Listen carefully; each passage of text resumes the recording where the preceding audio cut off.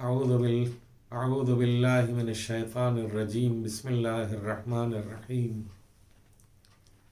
الحمد لله رب العالمين، والصلاة والسلام على أشرف الأنبياء وسيد المرسلين، خاتم النبيين ورحمة للعالمين، مولانا وسيدنا أبي القاسم محمد صلی اللہ علیہ وعلى اہل بیتہ الطیبین الطاہرین المعصومین المنتجبین الاکرمین، لا سیما علی بقیۃ اللہ فی الارضین، ولعنۃ اللہ علی اعدائہم من یوم ظلمہم الی یوم الدین. اما بعد فقد قال سبحانہ تبارک وتعالی فی کتابہ الکریم وہو اصدق الصادقین. بسم اللہ الرحمن الرحیم. یا ایہا الذین آمنوا کتب علیکم الصیام کما کتب علی الذین من قبلکم لعلکم تتقون. ناظرین گرامی، ماہ مبارک کے ایام تیزی سے گزرتے جا رہے ہیں. میں نے جس آیے وافی ہدایہ کے ذیل میں اپنی تمام گفتگو کی ہے، سورہ بقرہ کی آیت نمبر 183، یہ ماہ جو ہے وہ میں عرض کر چکا ہوں کہ افضل الشہور ہے، یعنی تمام مہینوں میں سب سے زیادہ افضل مہینہ ہے. لیکن یہ اس مہینے کی افضلیت ہے، اور اس مہینے کی افضلیت کے درمیان ایک اور بڑی فضیلت جو اس مہینے سے جدا بھی ہے اور اس مہینے میں شامل بھی ہے، وہ ہے شب قدر کی فضیلت. ارشاد ہوتا ہے انا انزلناہ فی لیلۃ القدر. آج چونکہ شب قدر ہے، لہذا ارادہ یہ ہے کہ شب قدر سے متعلق کچھ باتیں آپ کی خدمت میں عرض کروں. واقعاً پروردگار عالم نے اپنے بندوں کے اوپر احسان امین کیا ہے کہ اس نے ایک تو ماہ مبارک میں ہمیں اپنی عبادت کرنے کا موقع دیا، اور دوسرے شب قدر سے فائدہ اٹھانے کا موقع ہمیں فراہم کیا. یقین جانیے کہ پروردگار عالم نے ہمیں عبادتوں کی معراج کے اوپر پہنچانا چاہا ہے. اگرچہ نماز کے لیے ہے الصلاۃ معراج المومن، نماز مومن کی معراج ہے، لیکن یہ حقیقت ہے کہ ماہ مبارک میں اپنا مہمان بنا کے خدا خود ہمیں معراج کے اوپر پہنچاتا ہے. ہم خدا کے مہمان ہیں، لیکن اس مہمانی میں پروردگار عالم نے ایک تحفہ خاص ہمیں عطا کیا ہے، اور اس تحفہ خاص کا نام ہے شب قدر. جس قدر شب قدر کی عظمت کا تذکرہ ہوا ہے، اس قدر کسی بھی رات کی عظمت کا تذکرہ نہیں ہوا. جس قدر شب قدر کی فضیلت بیان کی گئی ہے، کسی بھی رات کی فضیلت اتنی بیان نہیں کی گئی. خود اس شب کو لیلۃ العظمہ کہا جاتا ہے، عظمت کی رات ہے.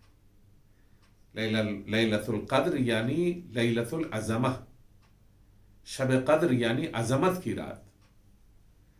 پروردگار عالم، اور اس کی تفسیر بھی جو ہے وہ مفسرین کرام نے یوں بیان کی ہے کہ وما قدر اللہ حق قدرہ، جہاں قرآن مجید میں آیا ہے کہ لوگوں نے جیسا اللہ کی قدر و منزلت کو سمجھنا چاہیے تھا، اللہ کی قدر و منزلت نہیں سمجھی، اس کی عظمت نہیں سمجھی.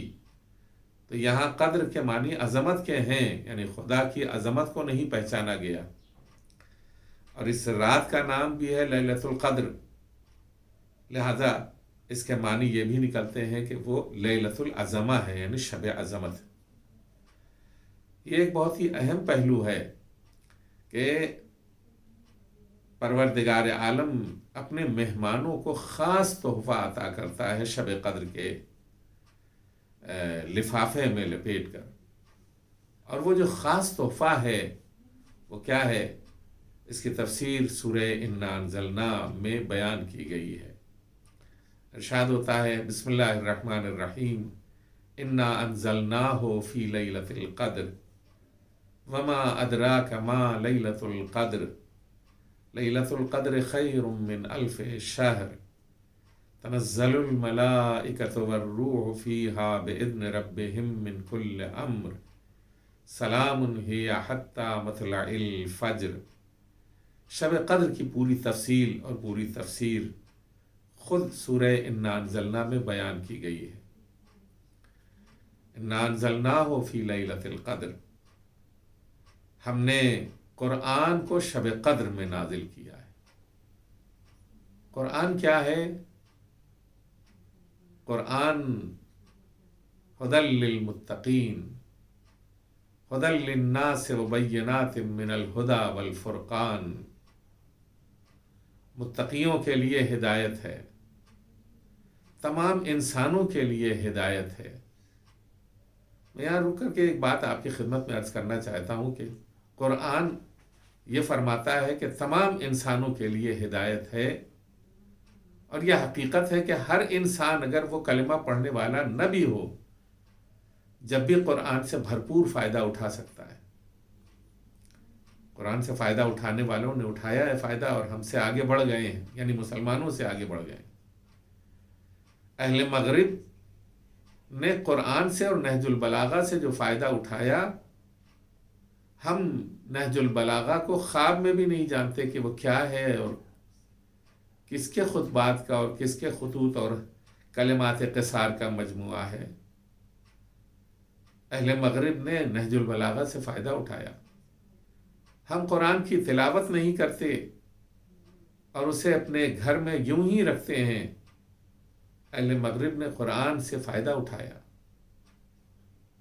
سورہ رحمان میں آپ نے پڑھا ہے یا معشر الانس والجن والانس ان استطعتم ان تنفذوا من اقطار السماوات والارض فانفذوا لا تنفذون الا بسلطان۔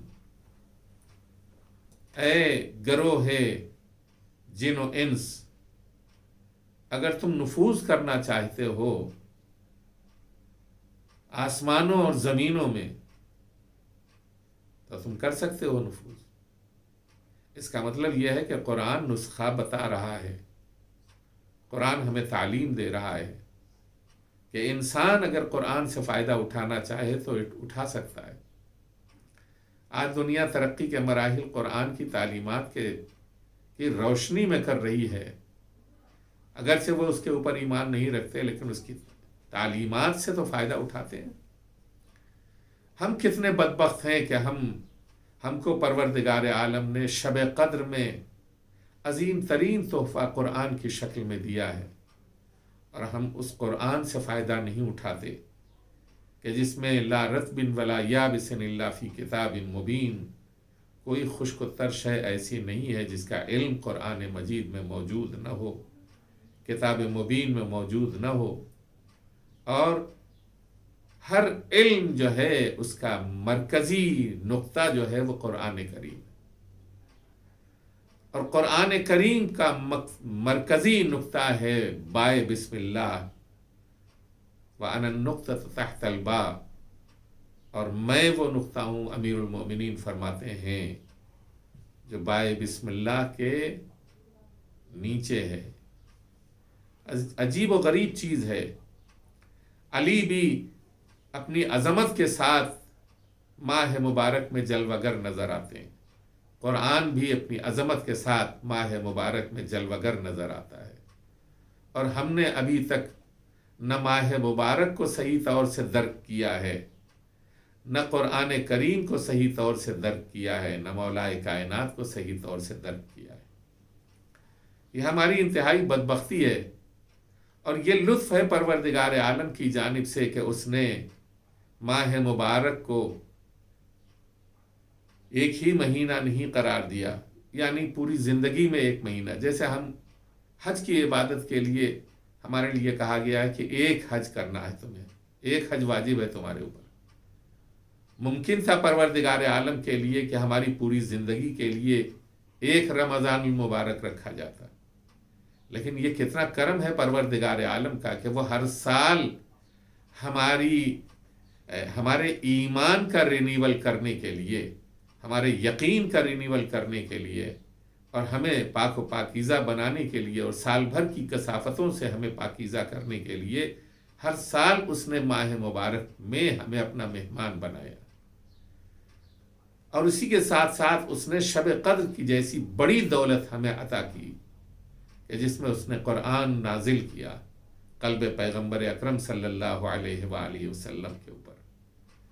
اور یہ شب قدر ایسی ہے، میں یہاں چونکہ جو چیزیں یاد آتی جا رہی ہیں وہ آپ کی خدمت میں عرض کرتا چل جا رہا ہوں، اور وہ یہ ہے کہ جناب فاطمہ زہرا سلام اللہ علیہا ماہ مبارک کی آخری 10 دنوں میں اپنے بچوں کو اور اپنے گھر والوں کو کم سے کم سونے کی اجازت دیتی تھی، شب میں بستر الٹ دیا کرتی تھیں، اور بچوں کو تعلیم دیتی تھیں، بچوں کو آمادہ کرتی تھیں کہ وہ رات میں جگ کر کے خداوند عالم کی عبادت کریں۔ ظاہر ہے گھر میں اور بھی بچے رہے ہوں گے، امام حسن اور امام حسین علیہ السلام، جناب زینب اور جناب ام کلثوم کے علاوہ خاندان میں دوسروں کی سرپرستی بھی جناب فاطمہ زہرا سلام اللہ علیہا فرماتی ہوں گی، اور خود جناب زینب اور جناب ام کلثوم اور امام حسن اور امام حسین علیہ السلام عصمت کبریٰ کی تربیت کے زیر سایہ پروان چڑھ رہے تھے، لہذا انہیں بھی معصومہ کونین سلام اللہ علیہا زیادہ سے زیادہ آمادہ کرتی تھیں کہ شب قدر کے ایک ایک لمحے سے فائدہ اٹھائیں۔ ہمارا شیوا بھی یہی ہونا چاہیے کہ ہم اپنے بچوں کو یہ بتائیں کہ ماہ مبارک کی عظمت کیا ہے اور شب قدر کی عظمت کیا ہے، تاکہ بچے ہمارے یہ محسوس کر سکیں کہ بعض ایام اور بعض راتیں خداوند عالم کی جانب سے ایسی مخصوص ہیں کہ جنہیں درک کرنا ہر صاحب ایمان کا وظیفہ ہے اور فریضہ ہے۔ شب قدر وہ شب ہے کہ جس میں روایات میں یہ صاف لفظوں میں ملتا ہے کہ جو انسان شب قدر میں بخشا نہ جائے فَأَبْعَدَهُ اللَّهُ، پروردگار عالم اسے اپنی رحمت سے دور کر دیتا ہے۔ ایک روایت میں یہ ہے کہ شب قدر میں اگر کوئی بخشا نہ جائے تو وہ انسان بہت بدبخت ہے۔ ہاں، شب قدر میں اگر بخشا نہ جائے تو صرف اس کے لیے ایک دن ایسا آتا ہے کہ جس میں امکان ہے اس کی بخشش کا، اور وہ ہے یوم عرفہ، عرفے کا دن، 9 ذی الحجہ کا دن، کہ اس میں دعائیں قبول ہوتی ہیں اور خداوند عالم ہزاروں ہزار گنہگاروں کی مغفرت کرتا ہے اور آزاد کرتا ہے۔ تو اگر شب قدر میں بخشا نہ گیا تو تنہا ایک موقع ہے، اور وہ ہے روز عرفہ کا، 9 ذی الحجہ کا۔ یہ ہے شب قدر کی عظمت۔ اب آئیے شب قدر کے سلسلے میں کچھ اور باتیں بھی آپ کی خدمت میں عرض کروں، اور وہ یہ کہ سورہ انا انزلنا میں اس کی تفسیر اور تشریح بیان کی گئی ہے۔ انا انزلناہ فی لیلۃ القدر، ہم نے قرآن کو شب قدر میں نازل کیا، تو اس کا مطلب یہ ہے کہ شب قدر ایک الگ چیز ہے، نزول قرآن ایک الگ چیز ہے۔ نزول قرآن نے شب قدر میں 4 چاند لگائے ہیں، اور شب قدر نے ایک اپنے آپ کو ایک ایسا کاسا بنایا ہے، ایک ایسا ظرف بنایا ہے کہ جس میں قرآن نازل ہوا ہے۔ یہ دونوں جملے جو ہے بہت قیمتی ہیں۔ شب قدر کی عظمت قرآن کریم سے ہے، قرآن کریم کی عظمت شب قدر سے ہے، کہ قرآن کریم عام دنوں میں نازل نہیں ہوا ہے، پروردگار عالم نے انتظار کیا ہے شب قدر کا کہ اس میں قرآن نازل کرے۔ اور شب قدر کی حقیقت انشاءاللہ بعد میں آپ کی خدمت میں عرض کروں گا کہ جس نے شب قدر کو درک کر لیا اس نے چھٹے امام کی حدیث کی روشنی میں میری جدہ ماجدہ فاطمہ زہرا سلام اللہ علیہا کو درک کیا۔ جس نے شب قدر کو درک کیا۔ شب قدر، حقیقت شب قدر، حقیقت ذات گرامی فاطمہ زہرا سلام اللہ علیہ ہے۔ اس کی تشریح آئے گی انشاءاللہ۔ تو قرآن کریم نازل ہوا ہے شب قدر میں، انا انزلناہ فی لیلۃ القدر، ہم نے قرآن کو شب قدر میں نازل کیا۔ وما ادراک ما لیلۃ القدر، اور تم کیا جانو کہ شب قدر کیا ہے؟ لیلۃ القدر خیر من الف شہر، شب قدر 1000 مہینوں سے کہیں بڑھ کر ہے، 1000 مہینوں سے کہیں افضل ہے۔ خیر من الف شہر، یہاں علم معنی و بیان کے لحاظ سے یہاں لفظ خیر جو ہے وہ ایک معمولی سا کی فضیلت نہیں بیان کر رہا ہے۔ لفظ خیر بہت زیادہ بہتر ہے، بہت زیادہ بہتر کے معنی دے رہا ہے۔ 1000 مہینوں سے بہت زیادہ بہتر۔ تو اب یہ شب قدر جو ہے وہ 1000 مہینوں سے بہت زیادہ بہتر۔ تو 1000 مہینوں کی عبادت ایک طرف، شب قدر ایک طرف، اور وہ بھی شب قدر 1000 مہینوں سے کہیں بہتر ہے۔ اس کا مطلب یہ، اچھا، اور یہ اس کے اندر جو ہے وہ قرآن کی تلاوت کا ثواب دو چندہ ہو جاتا ہے، عبادتوں کا ثواب دو چندہ ہو جاتا ہے، نمازوں کا ثواب دو چندہ ہو جاتا ہے، نہ جانے کتنی فضیلتیں ہو جاتی ہیں شب قدر میں عبادتوں اور نمازوں کی اور قرآن کی تلاوت کی۔ معصومین یہ فرماتے ہیں کہ شب قدر میں اگر کوئی ایک صلوات بھی پڑھے تو اس کی بخشش کے لیے کافی ہے۔ ایک شخص تھا، غالباً چھٹے امام کا مہمان ہوا تھا، اور وہ شب قدر تھی کہ جس میں وہ مہمان ہوا تھا۔ اسے نیند آ رہی تھی، وہ سو گیا۔ اس نے رات کی تاریکی میں دیکھا کہ امام عبادت میں مشغول ہیں۔ اسے حسرت ہوئی اپنے اوپر، افسوس ہوا اپنے اوپر، لیکن نیند کا غلبہ تھا، وہ پھر آنکھ لگ گئی اور سو گیا تھوڑی دیر کے بعد۔ تو اس نے، یہ میں ایک بات اس لیے عرض کر رہا ہوں کہ شب قدر میں چھوٹے سے چھوٹا عمل بھی خداوند عالم کی بارگاہ میں کتنا عظیم ہے۔ صبح ہوئی تو اس نے شرمندگی کا اظہار کیا کہ مولا، میں نماز صبح کے لیے اٹھا لیکن شب قدر کو درک نہیں کر سکا، لمس نہیں کر سکا۔ تو مولا نے یہ فرمایا کہ تو نے ایک کام ایسا کیا تھا کہ جس کی وجہ سے تجھے شب قدر کی عبادت کا ثواب نصیب ہو گیا۔ اس نے کہا مولا، میں تو سوتا رہا ہوں، میں نے جاگ کر کے شب قدر نہیں گزاری ہے، میں عالم خواب میں رہا ہوں۔ کہا نہیں، تم عالم خواب میں ہونے کے باوجود، سونے کے باوجود، تم نے رات کی تاریکی میں ایک ایسا معمولی سا عمل انجام دیا ہے کہ وہ بظاہر معمولی ہے لیکن خدا کے نزدیک بہت محترم ہے۔ کہا مولا، وہ کون سا عمل تھا کہ جو میں نے انجام دیا؟ میری نظر میں وہ بہت معمولی تھا لیکن خدا کی نظر میں بہت زیادہ باعظمت تھا۔ آپ نے فرمایا تمہیں رات میں پیاس لگی تھی اور تم اٹھے تھے اور تم نے پانی پیا، اور پانی پینے کے بعد میرے جد مظلوم کو یاد کیا تھا۔ حسین مظلوم کی پیاس یاد کی تھی اور اس کے بعد تم سو گئے تھے۔ خداوند عالم نے تمہارے لیے اتنا ثواب رکھا اس رات کے لیے، اس رات کے اندر جسے شب قدر کہتے ہیں، کہ گویا تم نے شب قدر کو درک کیا ہے۔ غور کرنے کی بات ہے، ایک آدمی جو ہے صرف ایک گلاس پانی پی کر کے اگر سو گیا تو امام یہ فرماتے ہیں کہ تم نے گویا شب قدر کو درک کر لیا۔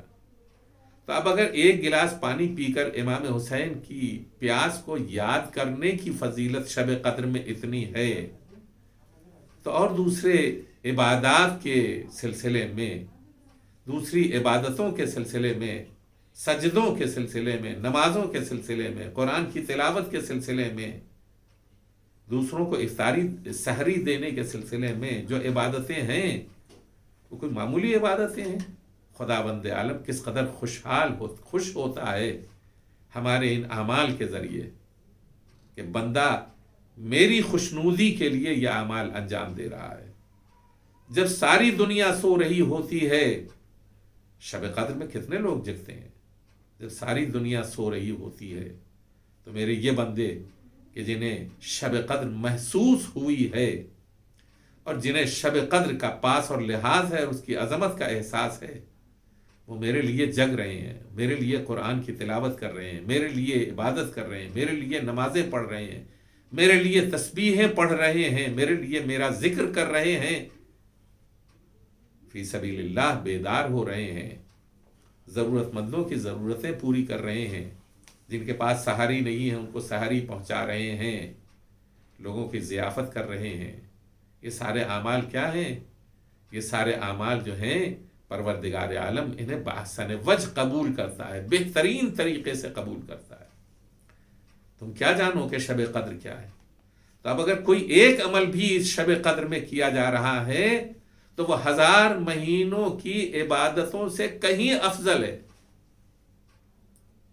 جو نقطہ ہے کہنے کا وہ یہ ہے، اگر کوئی ایک عمل بھی شب قدر میں انجام دیا جا رہا، کوئی تلاوت قرآن کر رہا ہے، کوئی نمازیں پڑھ رہا ہے، سمجھ رہے ہیں آپ، کوئی اور ذکر کر رہا ہے، کوئی تسبیح پڑھ رہا ہے، وہ سب کا سب 1000 مہینوں کی عبادت سے کہیں بہتر اور کہیں افضل ہے۔ یہ ہے شب قدر کی اہمیت۔ لیلۃ القدر خیر من الف شہر تنزل الملائکۃ والروح فیہا باذن ربہم من کل امر۔ اس مہینے، اس شب میں ملائکہ اور روح نازل ہوتے ہیں۔ اس شب میں ملائکہ اور روح نازل ہوتے ہیں۔ ایک تو وہ ہے جنہیں کہتے ہیں روح الامین۔ روح الامین کون ہے؟ جناب جبرائیل، روح الامین انہیں کہا گیا ہے۔ یہ روح الامین کیا ہے؟ بعض مخصوص ایسے فرشتے ہیں پروردگار عالم کے جو ملائکہ سے بالاتر ہیں، انہیں روح کا نام دیا گیا ہے، جن میں سے ایک ہے جناب روح الامین۔ امین اس لیے کہا گیا کہ پوری امانت کے ساتھ وحی پروردگار پیغمبر اکرم صلی اللہ علیہ وآلہ وسلم کی بارگاہ میں پہنچانے والے یہ روح الامین ہی ہیں۔ یہ شخصیت ایسی ہے کہ جو مقرب ترین فرشتہ ہے پروردگار عالم کا۔ اور بھی ایسی مخلوقات ہیں کہ جو روح کا درجہ رکھتی ہیں۔ ممکن ہے کہ ملائکہ کے ساتھ یہ جو روح ہے روح الامین ہی ہوں، یعنی جبرائیل امین ہوں، لیکن مخفی طور سے نازل ہونے والوں میں سے ہیں، اس لیے کہ فرشتوں کو بھی کوئی نہیں دیکھتا اور روح الامین کو بھی کوئی نہیں دیکھتا۔ روح الامین ظاہر بظاہر پیغمبر کے سامنے نازل ہوتے تھے، اس کے بعد روح الامین کے نازل ہونے کا سلسلہ حیات جناب فاطمہ زہرا سلام اللہ علیہا کے زمانے تک رہا ہے، اور وہ بھی جناب سیدہ روح الامین کو دیکھتی نہیں تھی، ان کی آواز سنتی تھی۔ امیر المومنین ان کی آواز سنتے ہیں۔ ائمہ معصومین علیہم السلام فرشتوں کی آواز کے سننے والے ہیں، دیکھنے والے نہیں ہیں ان کو، یہ فرق ہے۔ تو اب یہ نازل ہوتے ہیں، اس شب میں نازل ہوتے ہیں۔ شب قدر جو ہے وہ سند ہے ائمہ معصومین علیہم السلام کی امامت کی۔ کس اعتبار سے سند ہے؟ اس اعتبار سے سند ہے کہ سورہ فجر جو ہے، سورہ قدر جو ہے، وہ اس میں ارشاد ہو رہا ہے کہ تنزل الملائکۃ والروح فیہا باذن ربہم من کل امر۔ نازل ہوتے ہیں، کہاں سے نازل ہوں گے؟ عرش سے، آسمانوں سے نازل ہوں گے۔ کہاں نازل ہوں گے؟ جہاں حجت الہی موجود ہوگا۔ پیغمبر اکرم صلی اللہ علیہ وآلہ وسلم کے زمانے میں پیغمبر نے اپنے 2 صحابیوں سے کہ جن کے بارے میں اہل معرفت علم رکھتے ہیں اور جانتے ہیں، ان سے یہ کہا تھا کہ شب قدر آج موجود ہے، یہ ملائکہ اور روح آج کس کے اوپر نازل ہوتے ہیں؟ انہوں نے جواب دیا کہ یا رسول اللہ آپ کے اوپر نازل ہوتے ہیں، آپ کے اوپر نازل ہوتے ہیں۔ کہا تمہیں علم ہے کہ شب قدر میں ملائکہ اور روح میرے اوپر نازل ہوتے ہیں؟ کہا ہاں یا رسول اللہ۔ کہا شب قدر میرے بعد بھی موجود ہوگی یا نہیں ہوگی؟ کہا یا رسول اللہ شب قدر آپ کے بعد بھی ہونی چاہیے، اس لیے کہ قرآن نے صراحت کے ساتھ اس کے وجود کا اعلان کیا ہے، اور اسی کے ساتھ ساتھ تمام انسانوں کی تقدیرات بھی اسی شب میں معین کی جاتی ہے، مقدرات اور تقدیرات لکھی جاتی ہیں اور اسی شب میں مقدرات معین کیے جاتے ہیں۔ یا رسول اللہ آپ کی بات بھی ہے۔ کہا تمہیں معلوم ہے کہ کون ہے کہ جس کے پاس ملائکہ اور روح نازل ہونے والے ہیں؟ کہ یا رسول اللہ ہمیں نہیں معلوم۔ آپ نے امیر المومنین نزدیک بیٹھے ہوئے تھے، آپ نے ان کے سر کے اوپر ہاتھ رکھا اور فرمایا یہ ہے وہ ذات کہ جس کے شب قدر میں جس کے اوپر ملائکہ اور روح نازل ہونے والے ہیں، اور ہر سال روح نازل ہونے والے ہیں۔ ان دونوں حضرات نے کہ جو پیغمبر اکرم صلی اللہ علیہ وآلہ وسلم کے پاس موجود تھے، روایت میں یہ ملتا ہے کہ ہم پیغمبر اکرم صلی اللہ علیہ وآلہ وسلم کے بعد شب قدر کی ہیبت کو محسوس کرتے تھے، شب قدر کی ہیبت کو، اور اس ہیبت سے سمجھتے تھے کہ شب قدر آ گئی ہے، اس لیے کہ یہ فرشتوں کے نزول کی رات ہے، روح الامین کے نزول کی رات ہے، اور ہمیں خوف ہمارے اوپر طاری ہوتا تھا، ہمارے دلوں کے اوپر۔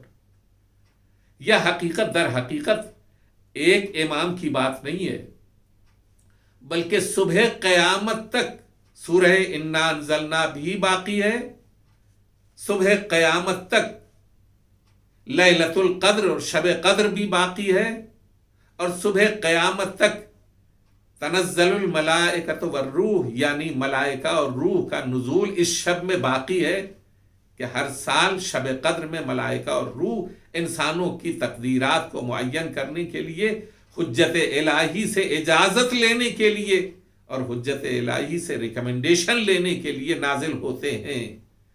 تو یہ ایک سند امامت بھی ہے ہمارے لیے، کہ ہم امامت اور ولایت کو اگر پہچاننا چاہتے ہیں تو یہ شب قدر شب امامت بھی ہے، شب ولایت بھی ہے، یہ جو صبح قیامت تک اپنی جگہ کے اوپر باقی رہے گی اور اس امامت اور ولایت کی نشاندہی کرتی رہے گی۔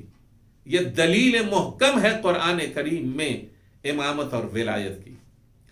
تو شب قدر کی حقیقت در اصل امامت اور ولایت ہے، اور امامت اور ولایت کی حقیقت در اصل صدیقہ کبریٰ فاطمہ زہرا سلام اللہ علیہا ہے۔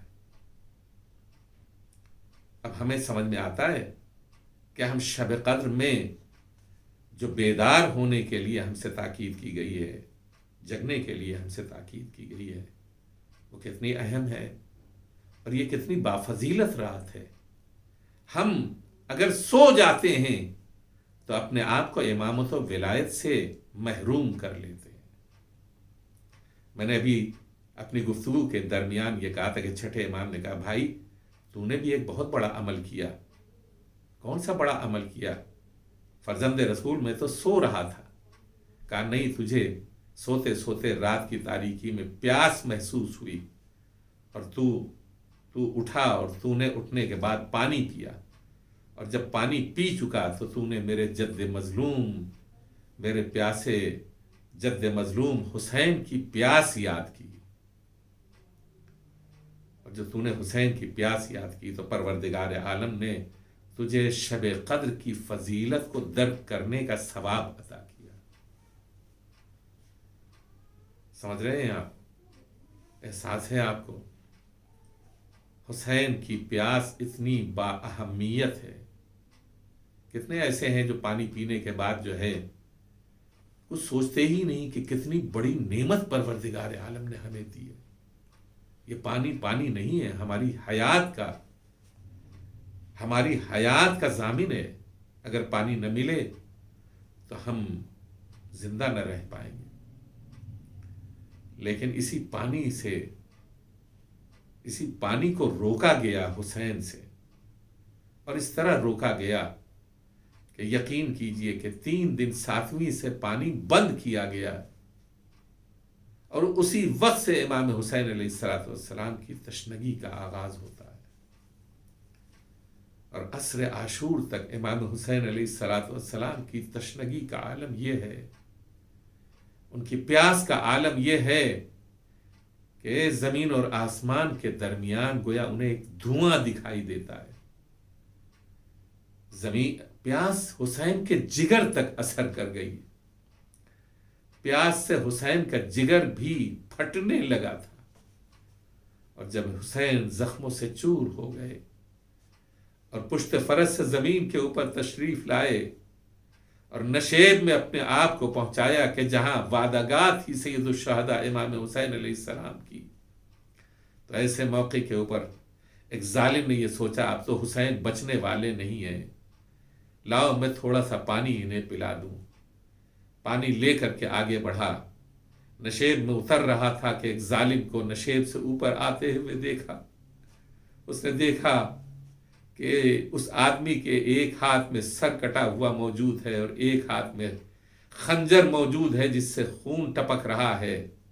پوچھا کہاں جا رہے ہو؟ کہا پانی لے کے کہاں جا رہے ہو؟ کہا حسین مر رہے ہیں، میں تھوڑا سا پانی انہیں پلا دوں اس لیے کہ یہ ابھی بچ نہ پائیں گے۔